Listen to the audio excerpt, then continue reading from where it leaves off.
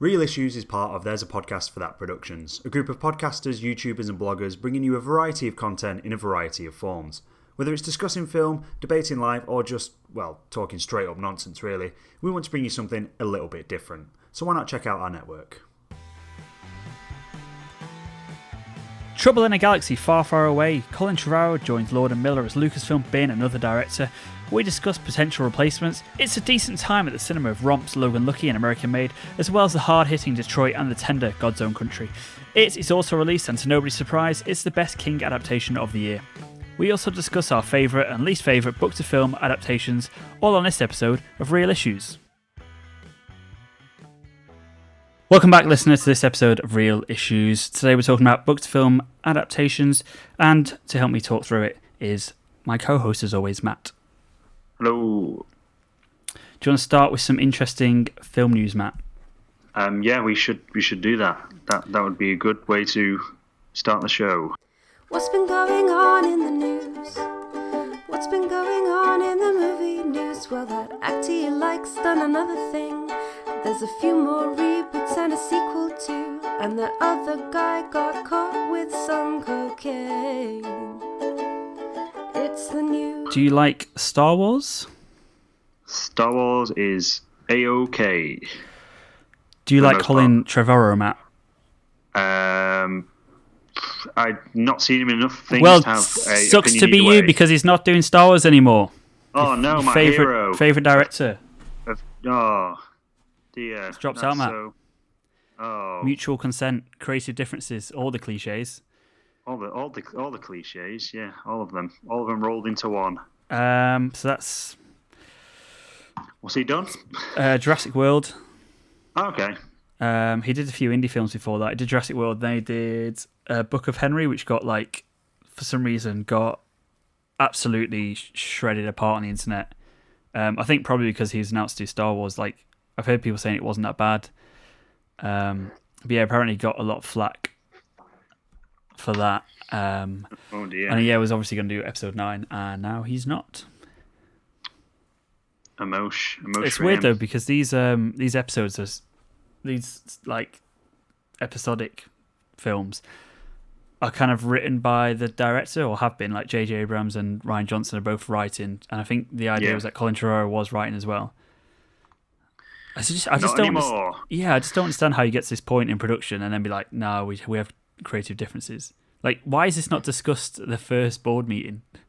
It's a bit stupid. I don't understand, like, how that happens. Yeah. No, I don't either, really. But who knows? We're not Hollywood big shots, Rob. We're just low life scum on the internet. Yeah. I don't. So we don't know. I'm not really too bothered. Like, Jurassic World was fine. Yeah, it was good, but yeah, it's pretty like bland. I'm sure they'll bring someone else in. I've got a list of potential replacements here, Matt. Yeah, Give me a yes or no. Lay 'em on me. Steven Spielberg. No. Patty Jenkins. Potentially, yeah. Potentially, even though I'd be all right with that. What is annoying me about her is that people seem to think she's now an amazing director because of Wonder Woman. And it's like, no. I mean, if a man had made Wonder Woman, no one would be suggesting him. Do you know what I mean? Yeah.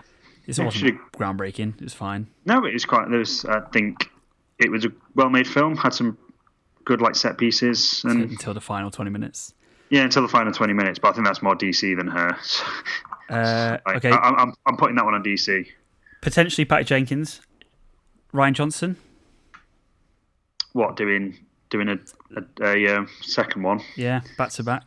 Yeah, I'd be cool with that. I mean, if this one's good, then yeah. If Last Jedi's good, then yeah, no problem. But he's done some good stuff, so I'd be down for that. What's he done? He's done Brick, which was cool with Joseph Gordon-Levitt, and he did Looper. Oh yeah, Looper. Yeah, of course. I really like Looper. Yeah, I like Looper. It's good, isn't it? Loads of people like hate Looper for some reason. I thought it was a pretty cool film. It was a cool film. I'd like good like ideas to it, good aesthetic. I liked it. J.J. Abrams. No, I think he's done his bit, and I think he's done his reboot. I think he was perfect for the first one, but I think now we need someone else. Matt Reeves. Yeah, I'm down for that. That'd He's be cool. not doing Batman, which he is, but yeah, like that's he what I came mean. onto Really do both. he came onto whichever one the second one is quite late, didn't he? I think. Or did he? Yes. Was that? Am I making it up? He might do. Maybe making it up. But he'd be good. I think he'd be good. Yeah, he'd be good. Yeah, he took the Planet H universe from like being good to great. So Matthew Vaughn. Too stylized. I think he's got too groovy. I just don't think that would end well. I think he's got too much of his own like thing going on that just wouldn't fit in with the Star Wars universe. Not within the episodes anyway. Maybe like as a standalone, he'd do a pretty cool film. I've got some. Edgar Wright, maybe. Too stylized. Yeah, maybe too stylized again. But I'd love to see an Edgar Wright standalone. That'd be pretty cool. Nolan. Ooh, yeah. He could do a really good one. I think Nolan doing anything like. But he's obviously shown that he can do it with like Batman, with established characters and. Yeah, studio and everything. Do his own thing. Yeah, definitely. Yeah, I'd be down for that. But again, he wouldn't want to, I don't think. So. Yeah. Final choice, Matt. Yeah, go for it. George Lucas. No. Prodigal never. Son. Kill him.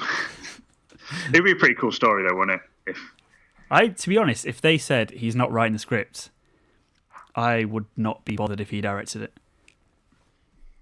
I don't know. Apparently, the only piece of direction he ever gave Carrie Fisher was on the line when she says about what's the general called? General Peter Cushing's character. What's he called? Tarkin, yeah. Is he General? Admiral? Grand Admiral Tarkin, isn't it? Grand, yeah. When she says about him, smelly stench, and she obviously played it off as sassy because, you know, that's how it reads. And then he was like, no, you're being really serious here. And apparently that's the only bit of direction he ever gave her on how to play. Like, maybe not George Lucas then. Maybe we'll... what's your pick out of that selection? I also put Danny Boyle down, but he probably won't do it.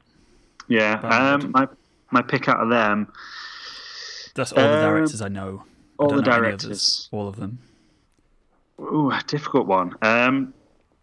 Depending how Last Jedi turns out, probably Rian Johnson, probably. Bit of continuity, but yeah, I won't be mad with Patty Jenkins. So yeah, I would probably agree with that. I'd quite like something a bit more interesting. I hope they're not just all yes men for. I feel like Patty Jenkins would kind of be a yes person, a yes woman. I think especially with, I think for a certain extent she does her own thing, but like with the end of Wonder Woman, I think that was kind of a yes. That was the only part that felt like she didn't do that. Yeah, true. So I think with the episode you kind of need it a little bit because there needs to be that overarching. This is where we're going, so we need this to happen and this to happen, sort of thing. But I think they've seemed all right with letting people do their own thing as well. So maybe cool to see Patty Jenkins do it. First female-directed Star Wars. Yeah, it'd be pretty cool. And Star Wars has always been known for powerful women. So only one though at a time. Only one at a time. Don't want to rising males, up. Do we? Yeah. Yeah. Should we move on to some reviews? Yeah, let's do We've that. seen a lot of films, haven't we? Mm-hmm. Guess you went to the cinema this week.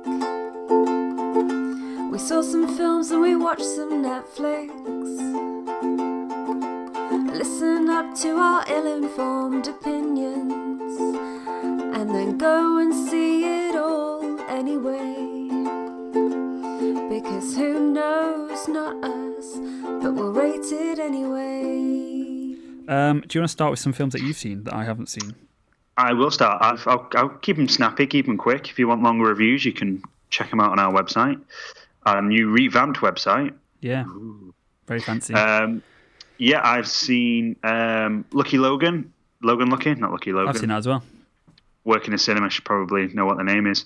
I've seen American Made and I've seen Detroit. Logan Lucky was pretty fun. It's kind of reminded me of kind of a fun heist film. Kind of reminded me a bit of like a Coen Brothers film with, you know, the kind of quirky eccentric kind of characters, and they were a lot of fun. I mean, some of the character motivations were a little. Yeah, there was no. You had to kind of gloss over them a little bit. There was like one scene where you went, "All right, that's why that guy's doing it," even though I don't really buy it. Everyone else is just kind of. But even like the main heist, I was just like, "Why are you doing this?" Yeah, but to be fair, to be honest, I'd rather they just brush over it than spend like half an hour with some terrible exposition. Trying to build it up. Yeah, exactly. I was like, "We're gonna do this." Like, okay, fine. I'm cool with that. Yeah, it was fun, and like there's some good gags in there, some good thick Southern accents. And then there was Seth MacFarlane being terrible. Oh, Seth MacFarlane's the worst thing in this film. What was the point? So bad. There's no point to his character. Borderline offensive to English people. Yeah, whenever he came on the screen, I was like, yeah, if he'd been like Chinese or something. Yeah, it would have been racist. It would have been racist if he'd been Asian. So. Like, all right, I am from England. Oh, yeah. It's like, what? Like if you want an English person, just get an English person. Like, yeah, What was the point? His character was so horribly acted. Yeah, it was horribly. It was offensive. But everything about it was just horrible. Yeah, thankfully he's not in it too much. So, I mean, he's in it too much, but he's not in it too much. If that makes sense. No, it really doesn't. But we'll move on. Yeah, good fun. 3 stars. Good fun. Yeah, 3 stars. Yeah, if you want just a good fun film, I suppose that'll be one I'd check out. Yeah, I did laugh a lot through that actually. I did laugh. Yeah, I did. Like a lot of these films, I was like, but I was actually. Yeah, there's some really good jokes. I think Adam Driver has some really good lines, and he's so deadpan as well. It's just. Yeah, he's amazing. He's so good. I also saw American Made, which my review went up today, but probably a few days ago when this podcast actually comes out, and that's all right as well. That's Tom Cruise's latest one, where he plays. A real life person, as far as I'm aware, but I'm not sure how much of it is true and how much of it isn't. Apparently, the person in real life is like 20 stone.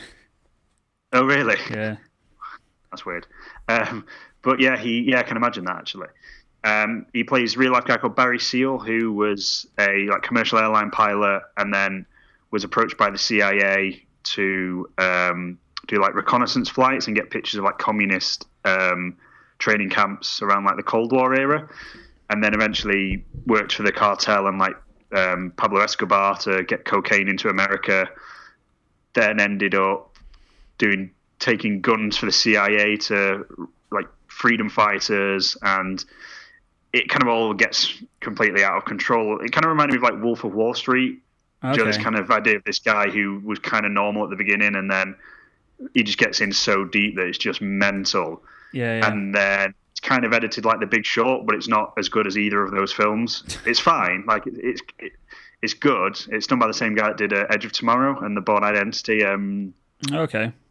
Doug Lyman? Yeah, something like that. So it's well made and everything. Some of the serious stuff's not great. There's never really a threat factor, which there kind of should be, considering he's double crossing the CIA and the cartel simultaneously. There should kind of be this threat to him and his family, which there kind of isn't as much, but it doesn't dwell on that too much, kind of in the same way that Logan Lucky doesn't really bother with the serious stuff that much. That's weird, because that sounds like a really good thriller, a drama. Yeah, it's way to go more just Tom. Well, I suppose Tom Cruise in it, so it's not going to be, if anything, of any substance, is it? It's just going to be. I mean, Tom Cruise he's fine in it. Yeah, no, but he's just Tom Cruise, isn't he? Well. Yeah, he is. You don't hire Tom Cruise to do anything beyond Tom Cruise. Yeah, exactly. Yeah, I think it's Tom Cruise in it. You know exactly what that film's going to be, and it's not going to be interesting or deep. Pretty much. He's the film's. I think it's played more as, again, kind of like Wolf of Wall Street, but that's got its serious moments, but not as good. That kind of. Yeah. Okay. Yeah. Kind of not comedy, but not really. It's hard sort of vibe to describe. It's not bad by any means. Domhnall Gleeson's in it. He plays a CIA guy. He's good. Tom Cruise is good in it for what he actually has to do. Could be better, but that's quite an enjoyable one as well. If you've got, another one to watch, it's quite fast paced. I think both with that and Logan Lucky, you're not going to be bored watching them because they're really fast paced and there's not really time to be bored really, because they're kind of both done to a reasonable standard. So, but if you want to go and watch something, I'd check either of those out. But the standout out of those two films has got to be Detroit, which isn't an enjoyable watch. isn't fun. It's really painful, and you'll probably want it to end for the majority of the film, but it's really great. So it kind of deals with like police brutality against the black communities within Detroit in the summer of '67 when there were riots there because of the way that they were treated by the police and marginalized. And it kind of focuses on this one really, really horrible event that took place that night. And I'm not going to say what the event is because I went into it without really knowing anything about it, apart from the fact that it was about police brutality to black people. And I think that I benefited from not really knowing what happened. And it's just incredibly tense. And like, I was like physically sweating, like watching the scene because it's so like horrible. And sometimes with films like that, when it is extreme racism, it doesn't really come across as convincing. Like this completely does. You sat there going, yeah, I believe that this happened. I believe that these people exist, kind of thing. It's kind of really harrowing and kind of worrying how relevant it still is kind of 40 years later, really. But that's really good. Like, I'd definitely check that out. That's Catherine Bigelow's new one. So that's really, really good. It's come out at a strange time, actually. I thought they would have saved this for Oscar season because it would definitely be a contender. Because it's the right sort. Well, to be like cynical, it's the right sort of subject matter, isn't it? Subject matter, the right sort of director. But to be fair, it probably would be, worthy of getting a few nominations and things like that.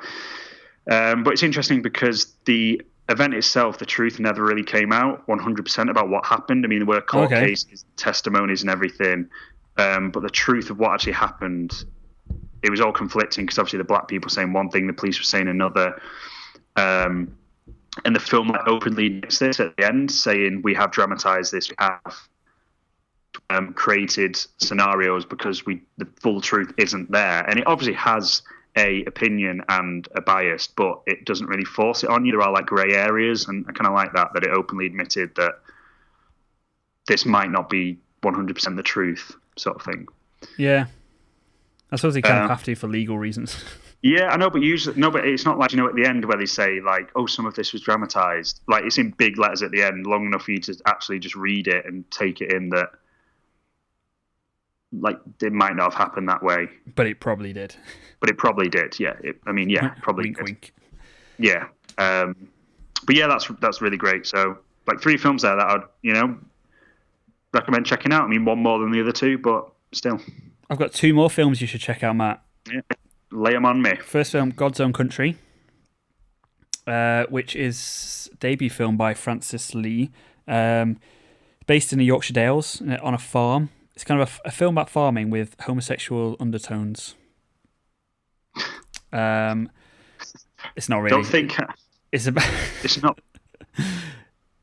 It's a story about this guy, Johnny, who is like mid-20s, and his dad's, who runs the farm, has had a stroke. So kind of the whole responsibility of the farm is like on him. And he kind of resents that and the fact that all his friends have gone off to uni and got like jobs elsewhere and can go on nights out, and he literally kind of can't take like a night off because he has to like feed animals and stuff.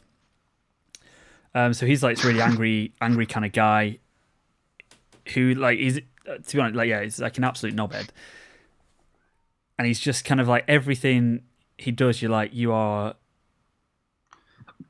can kind of see why he's so angry, because he has this, like, his dad's quite horrible, even though he's had a stroke. He's just like really harsh to him. And yeah, he's just kind of forced into his lifestyle. He really doesn't kind of, not that he doesn't want it, but he kind of wants to do it on his terms rather than on his dad's terms. Yeah. And then, so he goes out and gets like absolutely hammered every night on his own at the pub, and then comes back and like sick in the morning and stuff. Nice. So he's just this total like kind of waster guy, and he makes like mistakes and stuff, and his dad just shouts at him more, and it's really kind of quite horrible. And then it gets around to like lambing season on the farm, and he hire this Romanian migrant worker called like George. I can't remember how you say it, Giegi or something like that. I can't remember how it's spelt really weird. Just call him George. Yeah, George the Romanian, and it's kind of like the whole story is really about their kind of relationship. And it's kind of it's like really kind of just like sweet and quite nice. The way they kind of like, there's so like different people because he's quite like nice, and you can kind of see like why the Yorkshire guy kind of falls for him, because he kind of looks like Oscar Isaac for one, and he's kind of this guy who like is really nice with the animals and stuff, and then there's just this weird kind of odd looking Yorkshire guy with like big ears. And you think, I'm not really sure I buy this in like two directions. Yeah, it feels a bit kind of one sided, but yeah, it's really nice. It's a really nice story, and there's not really much to say about plot wise because it's kind of just about their relationship. Just a character driven piece. Yeah, it's very character driven, and you kind of do towards the end of it kind of get where they're both coming from. But yeah, it's really nice. It's a really nice film. Good debut film.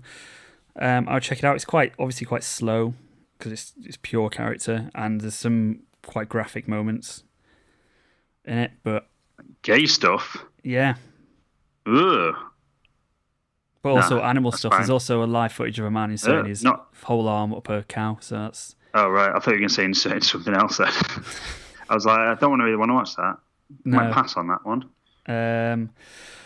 Yeah, recommend that. I would definitely recommend that. And then also, Stephen King's It, second live action. Action. That's the phrase, isn't it? Live action. Yeah, adaptation. that's the phrase. That's the phrase. Live action adaptation of Stephen King's It. Pretty good. So if people don't know, it's very good. Yeah, really good. I'm not like a horror sort of person because I always think when it's like adults, you're a scaredy cat. No, but I always think they're a bit not shit, and I don't want to judge a whole genre. But when I see like adults or like the Blair Witch or something, you think it's all found footage. I'm like, why are you still holding the camera? Like, I don't ever buy the situation that they're in because I'm always like, adults would not do this. Adults would leave, and adults don't want to go on it. Like, you just would not. You know what I mean? Like the adults in the films are always very quick to buy a paranormal event, and that's I can't kind of bridge that gap in my mind. But I think because it's kids, and it's like a group of kids, and the kids are all like amazing. They're all really good, and one of the guys out of Stranger Things. And just their whole like relationship, their chemistry just really makes it better than most of the kind of horror films I've ever seen. Because you sort of buy that they would think of this conspiracy. They would think it's a conspiracy. Even if there wasn't one there, they would think it up. They would go and try and solve it. And they would like, do you know what I mean? Like they'd be kind of keen for the adventure. Yeah. And you buy into it because the kids buy into it. You buy into their like naivety, even though they're not really naive. But it's obviously there's like Stranger Things vibes there. But obviously Stranger Things kind of took from the book in the first place. Yeah, there's those sort of vibes. There's like a Goonies kind of vibe there, which just these kids like goofing around. What's his name? Bill Skarsgård is so creepy as Pennywise. Like, it's this weird kind of like creepy where he's like so terrifying, but also you can kind of see why kids would find him like amusing. Just like that sort of innate thing where only adults can see the creepiness in it. Like, there's a certain age where you're innocent enough to not kind of see the creepiness in it. Yeah. He has this really kind of creepy voice, and there's this bit where he's talking to the kid at the very start, and it's like you can kind of see why a kid would find that funny because they have no like context in which to kind of put it in. Yeah. He's got almost kind of, I don't know if he did take inspiration from it, but it does almost feel a little bit Heath Ledgery. He has that kind of like voice and that kind of like manicness about him. But yeah, it's really good. It's not like cheap scares either. It's all it's like tension scares. Yeah, it's not just like, really, oh look, someone jumped out. Scary. Like a lot of it as well is like set pieces. There's like set piece, and there's hardly any like exposition, which is really good. Like there's no sort of thing where you think, what is Pennywise? Like he's never really explained what it is, because obviously it's not a clown. It's like a demon thing, I think. Yeah. He like transforms, doesn't he, into different things. Into different things that people are scared of, and that's never really explained. Like the whole kind of 27 years that he comes back, he like wakes up every 27 years to feed. Like that's not really explained, and that's it. You don't need to explain it. I think like they've done a really good job. It's a really like streamlined script.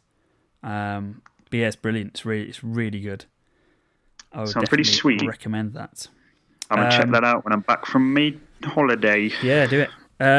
I've also been playing a bit of Destiny 2. Oh, you've got it. I might get that when I'm back from holiday as well. Yeah, it's good. I did like the first one. I enjoyed like the mechanics, but the first one, like as far as I'm aware, did not Just really got bored out of the story. There was no story. There wasn't. That's the point. There wasn't really a story. It's just it felt like there was going to be, I think, and then just never really like delivered on it. It was like, oh, there's this whole thing that you got to go out and find out what's going on, and then it was like, oh no, you're just going to shoot aliens. Exactly. Yeah, it's just. That's kind of what I felt from the first one. And it's just basically aliens, but with a different skin on them. You think, okay, well. Yeah, like none of them were really unique, which is kind of annoying. Yeah, this does feel like there's definitely more of a story. Like within the first 5 minutes, I was saying there's more here to get me invested, like emotionally in it, than the first one ever did. Yeah, that's cool. So I've only played a couple of hours, but I'm gonna get some hours into that this week, hopefully. Some people have already like maxed it out, and you're saying like, how have you done that? Ow. Yeah, I'm just hoping it doesn't get a bit samey. That's my only concern. Yeah, that's the kind of worry with first-person shooters in general, though. Yeah, it is, but oh well. Anything else you want to mention? No, that's all from me. That's all from me, folks. Should we move on then to our main topic? Let's move on to the main topic. Am I going to know? Yeah. Dun, dun, dun, dun, dun. Something like that. You're not going to finish it on? I was just going to use that. Right. Okay, so our main topic is best film adaptations. And to kind of clarify, there's obviously millions of great book to film adaptations. Yeah. We're only going to talk about lots of really bad ones as well. Yeah. But we're only going to talk about ones that we've read and seen. Yeah. And this is, I think, a topic which is going to reveal how embarrassing poorly read we are. Yeah. We don't book turn low much. Yeah, we don't. We know read. So I did a little Twitter poll actually, Matt, before we start. Did you? Do you want to do that first or I'm going to do it now. I'm going to do it now. So my question was, do you prefer reading a book or watching the film first? 54% book, 46% film. It's pretty close. We're pretty close, that, yeah. That's interesting. I think I would probably prefer book first. I don't know. Because I think, like, my point is, like, if you've watched a film and you know the story, it's then a bigger investment to go back and spend hours reading a book. Yeah, that's true. Yeah.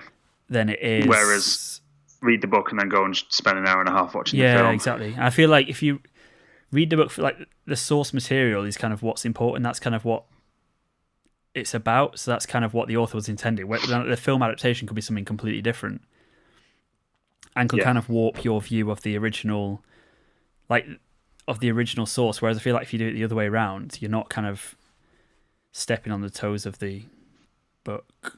Yeah, that's true. That's a different take of it. That's a different take of it. Do you know what I mean? Like, yeah, like Harry Potter, I'd be like, oh, that's different to what I thought, because I thought Harry Potter was all right, and you clearly think it's shit. Yeah, I thought Dumbledore was a nice guy. Yeah, I didn't think Dumbledore was a massive bellend, but whatever.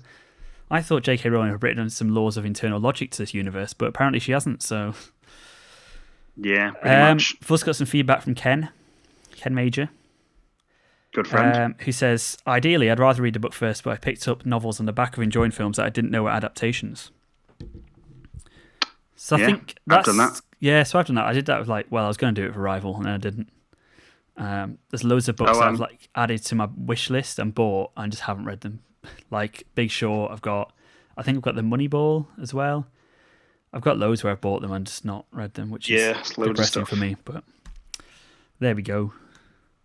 Okay, so Marcus at the Marco Guy on Twitter says, difficult to say, sometimes I've read the book first, sometimes I've seen the film first. Both works fine for me.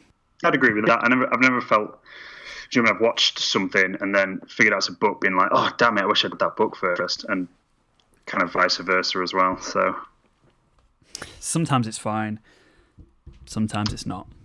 Yeah. The conclusion. Jack and the Geek Stalk say definitely the book, but if I haven't had time, I'll retrospectively read the book after. Yeah, I think because obviously a book's more than just an hour and a half, 2 hours. So to watch when you've watched the film and realise it is a book, or if you've not read, or if you do realise there is a book of it, but you've not had time to read it, to then go back and get all the the little details and stuff and fill in some gaps and everything that the film's left. I think I'd say book first, ideally, but yeah. I don't have time to read that much these days, so. And you can't read. And I can't read, yeah, I'm illiterate, so that does make it quite difficult. That's why you've got Audible, innit? Yeah, that is why I had Audible. That's to be honest, like that is yeah. I have Audible because I can't read. Yeah. Yeah. And this is where we launch into our Audible ad. If only they sponsored us. I could just copy and paste an Audible ad from another podcast, stick it in. No, we're not giving them free advertising. True, yeah. They can pay us for it. You listening, Audible? Amazon? Maybe if we just send them a podcast saying you sponsored and you've not paid us, they might be confused and then just send us money. And be like, oh, God, yes, sorry. Oh, sorry. Maybe. Yeah, but then they'll look at our listens and go, who are these guys? Who are these guys? They don't have enough listeners for a sponsorship. Yeah. Anyway, let's get on to it. Yeah. Should we do best? Do alternate best, good, bad? Yeah, I was going to say, let's do good, bad, good, bad. Do you want to leave the favourite to last? Build it up. Yeah. Build up to it. Should we start then with a Game of Thrones? The Game of Thrones. Or a Song of Ice and Fire. Yeah. As it's rightly called. Have you read these? I've read 3 of them, I think. The first 3? Or you can just read them in a random order? No, I've just picked them off I've got all of them, I just picked them in random order, so it's a bit confusing, really. You just read, like, John's chapter in book 1, then book 2, then book 3, then book 4. Pretty much. And then, I wonder if you could do that. Do it. Maybe someone's probably cut it together that way on the internet. Probably won't make sense. No. Game of Thrones is pretty darn good for the most part. I think, like, we talked about kind of the qualities of the show last week, but I think, like, as an adaptation to adapt those books, it's very impressive. Is pretty impressive. And I think particularly in early seasons where they managed to kind of cut out what wasn't necessary and keep in like a really deep, really deep kind of world, and managed to kind of cram in a lot of history and backstory and stuff that people now kind of you have people now theorizing on stuff without having read the books. Like, people can make theories on stuff without having even touched any part of what George R. Martin has written, and that's kind of quite impressive, really. Oh yeah, definitely, yeah. And to do it, it's really, it's like I watched the series and like read the books afterwards. Like, I've been like, oh, that's kind of like an interesting little bit to add to that, but I've never read something and gone like, why was that not in the show? You will do. I mean, I will do, yeah, but I mean, in the early, like the first 3, I've never been like, yeah, like everything that's taken out, I go, yeah, I can see exactly why that's been taken out. And I mean, the only thing that's weird is the amount of like sex that's in the first few series that just aren't in the books. I'm like, were you just trying to get people in with boobs? Like, yeah, probably, yeah. Like that was so weird because this is an adult show, no kids. Yeah, because there was so much of it. I just assumed and that didn't really have a purpose apart from being like, yeah, this character likes sex. Yeah, I was kind of just thinking, oh, this must be in the books. Like, that's why it's there so much. And then read the books and I was like, there's literally like one sex scene in the first book. And I was like, it's like a plot point one as well. Yeah. And I was like, oh, right, okay. That's interesting decision there. George R. R. Martin writes sex scenes horribly as well. Yeah. He writes them like a creepy old man would. Yeah, well, the worst one's the one in the book 1, which is Daenerys with Drogo. Yeah, it's horrible. And like, it's weird because like everyone's watching and it's like really describing it, and then the last sentence is like, it was her 14th birthday or something like that. It's just like, oh god, happy birthday to me, Daenerys thought. Yeah, that was creepy as anything. Yeah, I think like the first seasons did a really good job of it, but I think like recently, I suppose they haven't kind of got. They've got kind of the plot points of the characters that they have, but they probably don't have the plot points of other characters who might not necessarily be in the TV show. Yeah, they're not really like adapting the books anymore, are they? Either, yeah. So maybe why there's a decline in quality. Maybe, yes. Yeah, I think for the most, like some things like Dawn, they didn't do very well, but on the whole, to kind of even get that on the screen, is pretty incredible. And like when they had. Not no budget. It obviously had a decent budget from the start. Yeah. But even at the start, to kind of not show massive battles and stuff was really brave. like Robb Stark's massive victory against the Lannisters. Yeah. That's not even in the TV show. That's just like, oh yeah, beat them. And you kind of don't really even care that you didn't see it because the rest of the show was that good.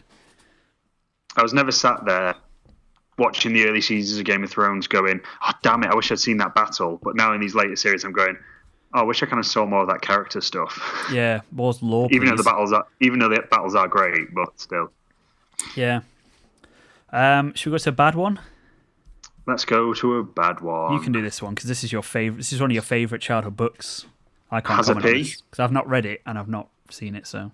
Oh right, what, Harry Potter? No, the other one. Monster Call. Eragon. Yeah, we're going bad. Jeez. Yeah, we're going bad. Oh man, Eragon. Where to start with this pile of garbage? I mean, looking back at the books aren't great. They just caught me at a time where I was, I was just a teenager and it was about dragons. I love dragons! And I just love dragons. Yeah, I just read it and I was like, this is cool. Really, like they're good stories. They're just not particularly well written. I said neither is Harry Potter really, but we'll get on to that. No, but like Harry Potter's written to a standard, kind of. Eragon's just got like spelling mistakes, typos. No, but just like some of the dialogue doesn't really make sense, and like just some of the character stuff's a bit like, oh, this is really cringy. But anyway, is that why it's a bad film? No, it's not why it's a bad film. Because you could have easily made this a good film because the story of the first book is basically Star Wars, like a young and that's good. Farm. Yeah, but the story's good, like a young farm boy who doesn't think he's anything special, but then finds these powers, is mentored by a like old guy who has the same powers and has been in hiding near him. The mentor then dies and he's left to go and find the rebels to help overthrow the Empire. Like, it's the same story. This sounds like a massive rip-off. It is. It basically is a massive rip-off, but just set with a few different things. And like the second, third and fourth book like branch out from that because he self-published the first one. He was obviously just a guy who had an overactive imagination, like wrote this book and then self-published it and he got picked up by a publisher. Good for him. Like, fair play to you, mate. Yeah. But the film's just, it took everything out of the book that made it interesting and just dumbed it down and just did some incredibly weird things. Like, there's supposed to be these creatures called Urgles, which are supposed to be like 7 foot tall. They're kind of like orcs, but they've got like bull horns on. There's like an orc crossed with a bull. They're supposed to have these massive horns on them. Supposed to be really like brutish, and in the film they just made them these like guys with little tiny horns on their head, just like normal dudes, and they just stuck these prosthetic horns on their head. And then they're supposed to dragons. Yeah, exactly. And then it's supposed to be like dwarves, and they just changed all of them just to regular dudes for no reason. And creative differences, like. They just made so many, like, I've not watched it in a long time because it is that absolutely dire. But even at the age of because I remember the film was coming out and I hadn't finished the book. So I speed read the book to get it done, loved it. And then about a month later watched the film and it's possibly the worst. I remember thinking this is the worst film I've ever seen in my life. So it's not like I watched the film years after and went, oh, that, like when I was a bit older and had, some logic and was like, oh, that was bad. I was like, after loving the book, I saw the film straight away and hated it. It's an appalling piece of filmmaking, and it's proven because they didn't make the other ones. And that's another thing. Like, there's the head of the Empire again, kind of similar to Star Wars in the book. You don't see the Emperor in A New Hope, do you? I don't think. Do you only hear about him, or you only see him through hologram? Maybe. Yeah, maybe. I can't. You don't. He's more of a presence, though, isn't he? He's more of a presence than anything else. In the books, Galbatorix, who's like the king of the Empire, is a dragon rider. You don't even see him until the fourth book, I don't think.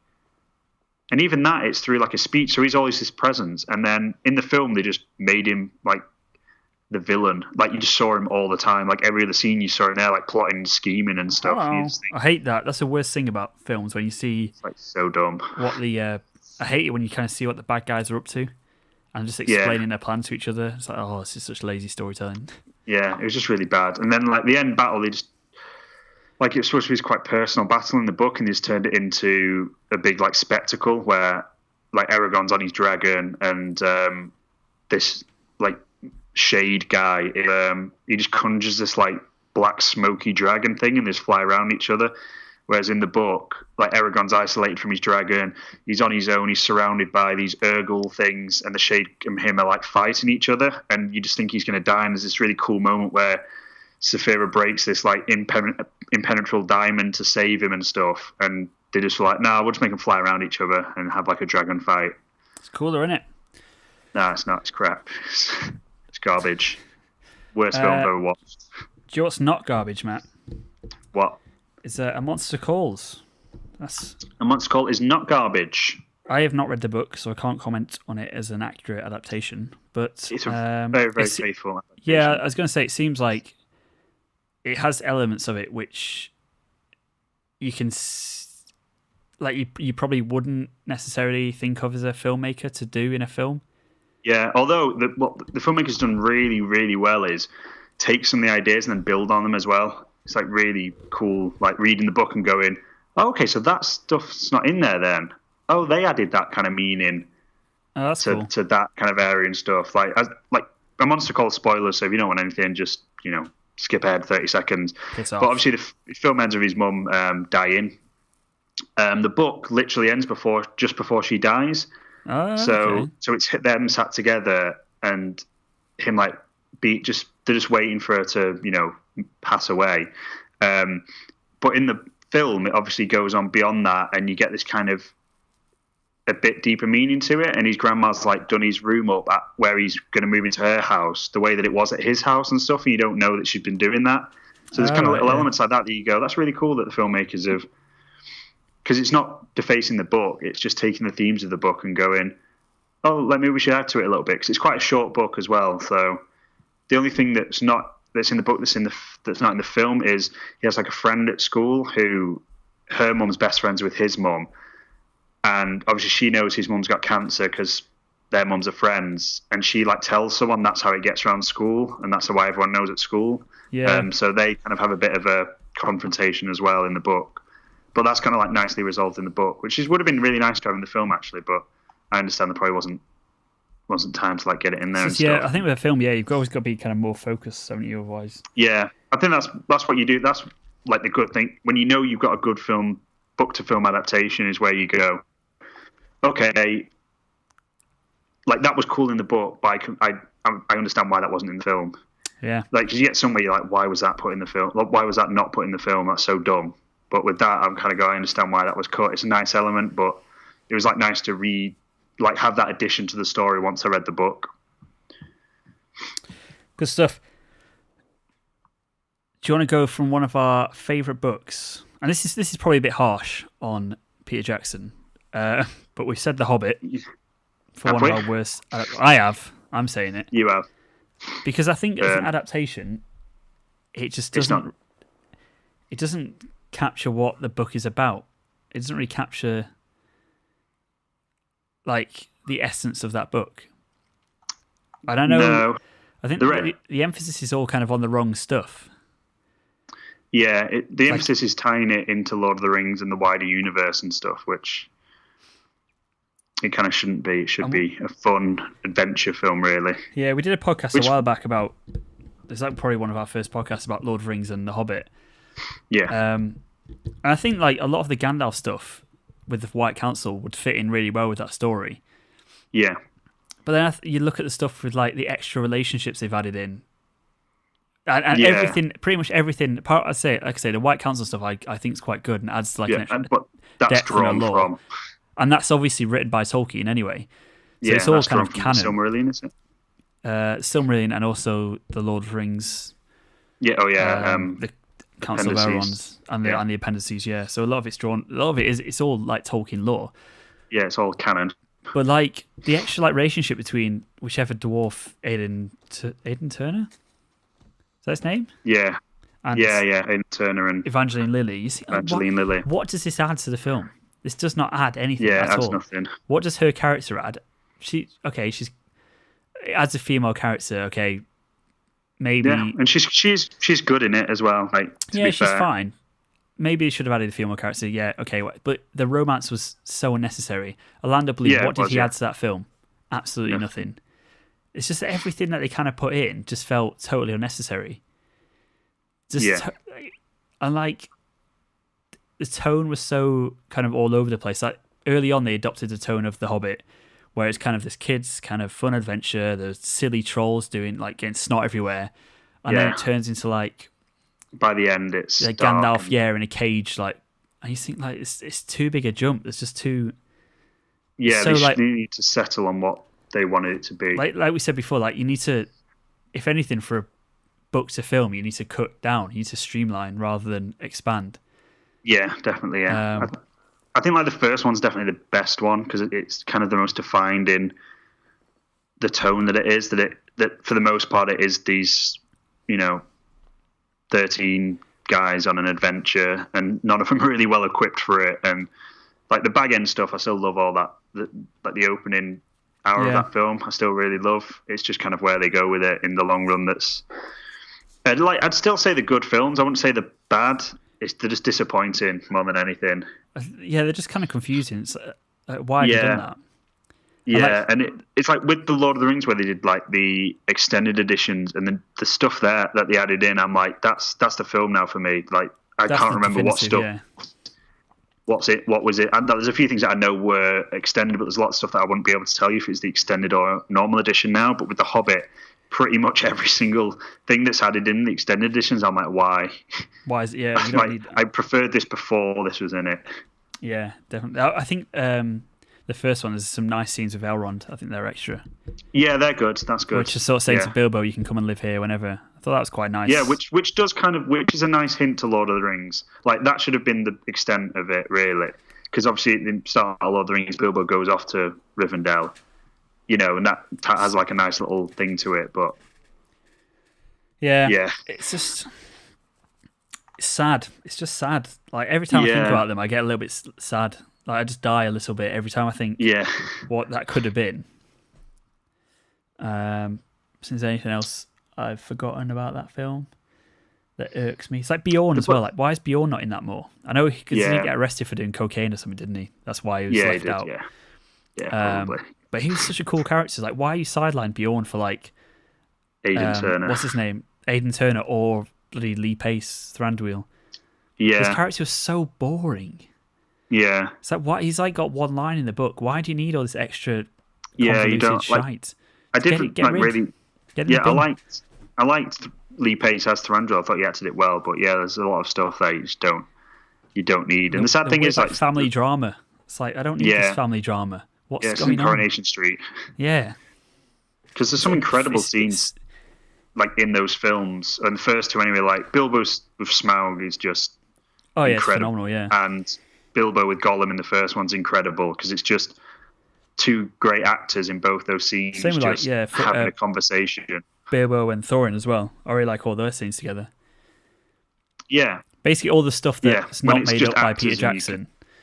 All the stuff that was originally in Tolkien was fine because it makes sense with the narrative of the story and with the main it's characters. Just kind of like it was kind of this thing that he obviously wanted to make like a serious film and stuff, but at the same time he was like, I kind of want it to be kiddie as well. And I think he just got a bit bogged down in, and maybe there's more. I mean, obviously we know that there's quite a lot of politics around the production anyway, but maybe there's more than kind of actually came out with what the studio wanted and what like he wanted, and so it did become a bit of a. But you just think how dumb of what Warner Brothers and New Line and MGM to not just go, okay, Peter, you do this. Like you made Lord of the Rings and you won a record amount of Oscars for that film. Like you do what you want with it. It seems a bit dumb, but maybe he did do what he wanted with it. But he did. There's a perfect segue though. You don't know. Into our favourite book to film adaptation, which is obviously Lord of the Rings. Anyone who's listened to Yes. more than 2 of these podcasts will We'll know know our that. love for Lord of the Rings. And it, Yeah. like what it does is just the complete opposite of what he did with The Hobbit, which is streamline it, get rid of everything that's not 100% necessary to the plot. Yeah. Although it's interesting, like Tom Bombadil, it's kind of you just interesting go, that he's what there, does but that add? he doesn't progress the story at all. No, he doesn't. Get rid of him. There's no point. Aragorn, the Grey Company, which, to be fair, the Grey Company I probably would have preferred over the Army of the Dead. Oh, yeah. But there's definitely not Dead. enough room for both of them. Get rid of one of them. There's like, it's so just masterful, and it's kind of like what those films did as well was like bring fantasy into popular culture. Like in a way, it kind of hadn't been. It was kind of like what the weird kids do at school when they play like Dungeons and Dragons. Yeah, it's kind of like, well, not the weird. They're not weird kids, but people looked at them calling them weird kids. Yeah. But yeah, they're just like 3 like amazing films, and they kind of like tonally, the way he kind of shifts it, so it actually feels like a modern thing. Whereas Tolkien's, like The Lord of the Rings is a masterpiece, but I don't think it's particularly accessible these days. I know like a record number of people have read it, but it is quite a slog. Like it's quite dry. Yeah, definitely.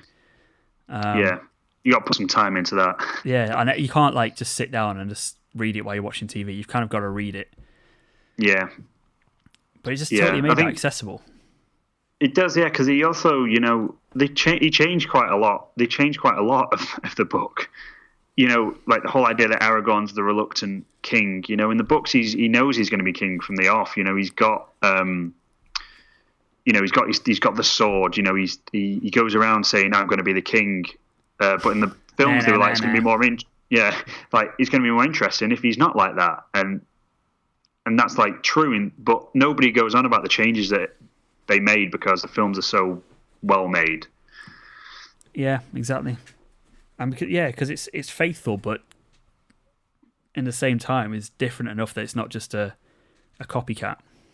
Yeah, exactly. Yeah, isn't that like it adds something? What people don't like about Watchmen is that it's just panel for panel. Yeah, exactly. Yeah, that kind of. And if you've not read the comic, that's fine. But yeah, but if you have, it's like, well, why? What's the point of me watching this? Yeah, it's like not adding much to it. Yeah. Yeah. Anything else to add? Any other good adaptations you can think about Lord of? of the Rings? Huh? Lord of the Rings. The Martian's good, actually. What was that? The Martian. That's a good adaptation. Yeah. That's really cool. It's really that's really faithful, actually. The only bit that's different is kind of the ending. It's kind of more dramatized and more Hollywood, the ending in the film than in the book. But again, I understand completely why they did that, to like build it up to like a climax and everything.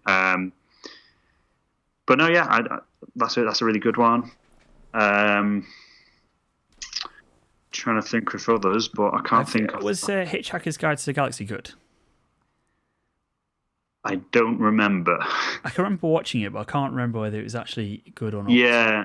If someone's seen it recently, let us know. But I really like the book. Is it good? Yeah. I've just realised I can't remember what the film is like at all. Martin Freeman's in it, isn't he? Martin Freeman in it. Yeah. Maybe it's great then. Alan Rickman as a robot. Really? Yeah, he voices the robot thing. Maybe it sounds pretty good, actually. Yeah, I don't know. I can't remember. Should we move on to our final bad one then? Yeah, let's move on to the final bad one. If you haven't already guessed, it is actually Harry Potter.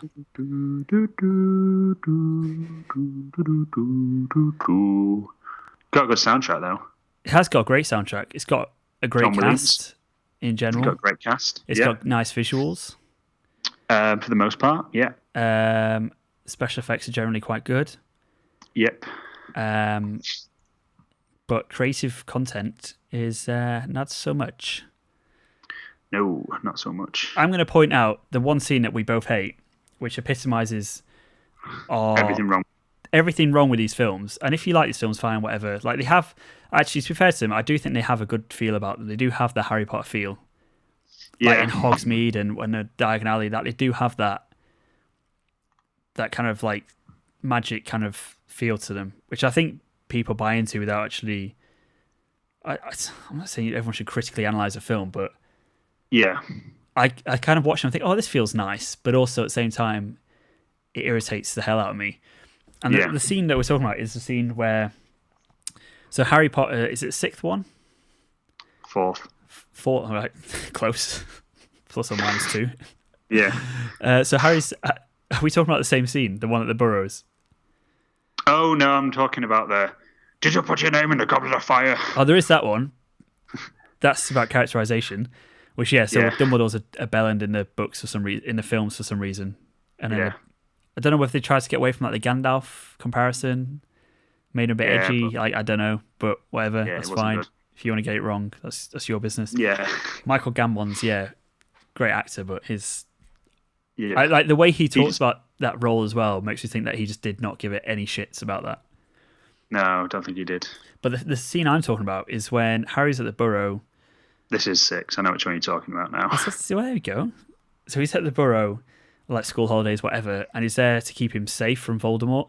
So the Burrow obviously has all these like magical safeguards around it. Otherwise, I mean, hypothetically, Voldemort could just apparate next to his bed, kill him in his sleep, and he's done. That's the end of Harry Potter.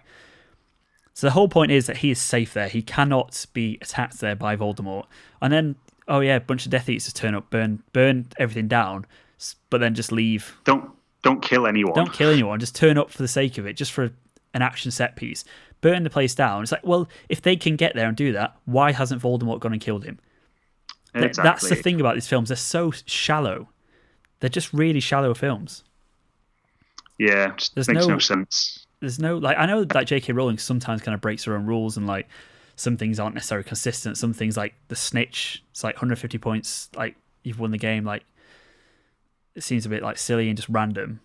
But at least kind of stuff like that, she kind of has actually thought through. Whereas, I'm kind of surprised that she kind of, I know she was kind of involved in the process, but why she okayed that and not, why has nobody said, that's such an obvious plot hole, like in any film? Like, why doesn't someone just said, excuse me, Mr. Director? That makes no sense. Why is this happening? It's like, we need a set piece here. The studio said we need a set piece. It's like, can we not? Can we not just put in pointless shit for no reason?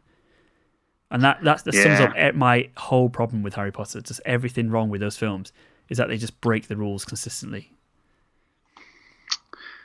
It's true. It's true fact also, right there. The kids are really bad at the start. Yeah, Daniel the kids are Radcliffe really bad. is pretty much bad for the whole thing. Yeah. Which is weird because he's actually pretty good now, isn't he? Yeah. Swiss Army Man, well, pretty great in that. He was an alcoholic, so he was, yeah. Let him off. I can't remember what else really irritates me, but it's a lot of stuff. A lot of stuff they do in like where they don't understand, like in the books they don't understand Muggle, or they make jokes in the film about not understanding Muggle clothing, and yet at Hogwarts they wear a normal school uniform, like hoodies.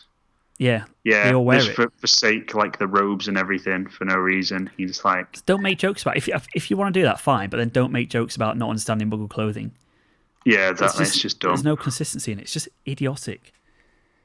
There's countless other examples. Maybe we'll do a Harry Potter episode one day with someone who loves the Harry Potter films and try and argue this out with them. Like Claire. And make them hate it. But yeah. But like, if anyone, I genuinely want to hear from someone who thinks those films are great, because I was Googling like book to film adaptations before, and like Brits have voted Harry Potter the best adaptation like ever. Yeah, there's a lot of people that love it, and I want to because I love the books, but I'm just like, I can't. That's what I mean. I can understand the love for the books. The reason I don't like the films is because I love the books. For me, exactly. Anyway. Yeah, that's kind of my thing.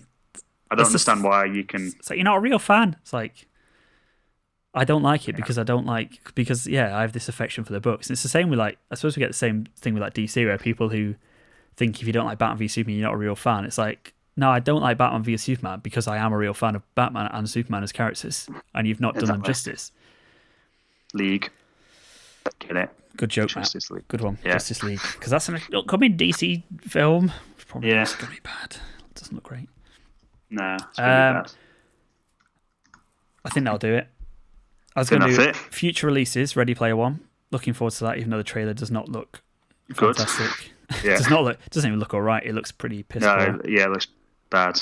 I'm a bit like, I kind of have this weird faith in Spielberg, and then I remember that he's not really done much great for a while. Bridge of Spies was, but Bridge of Spies, yeah, but it wasn't like, that was good. I don't know. He's not made like a classic Spielberg film for ages. Yeah, which worries me a bit. And the BFG apparently wasn't great. So no, even Mum didn't like that. She watched it the other day, and I was like, "How was it?" And she was like, "Nah." Mum likes every film. Exactly, yeah. Crazy. Cray.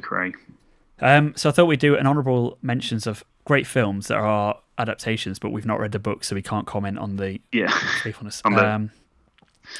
Arrival. Yeah, I'm going to read that over my holiday, actually. So Good stuff. I'll be able to let you know when I get back. Goodfellas. Yeah. Godfather. Green Mile. Short. There's all the bloody Stephen King ones. Yeah, every Stephen King one. The Shining. Girl with the Dragon Tattoo series was supposed to be great. The Shining is completely different to the book. Because, Stanley Kubrick is basically just him giving Stephen King the finger. Right. Because he changed like the car that the character like drives up to the house in. And Stephen King had a problem with that, I think. So later on in the film, Kubrick put a scene where the car, I think it's a yellow Beetle he originally drives up in. And later in the film, you see a yellow beetle crushed under a lorry in a car accident.